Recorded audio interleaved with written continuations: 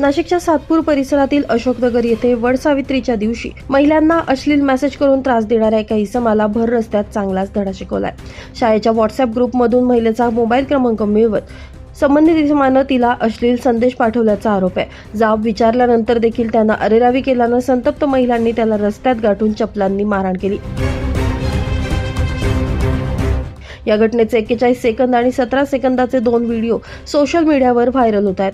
परिसरातील स्थानिक नागरिकांनी मध्यस्थी करत वाद शांत केला. मात्र गर्दीचा फायदा घेत संबंधित इसम घटनास्थळावरून पसार झाला.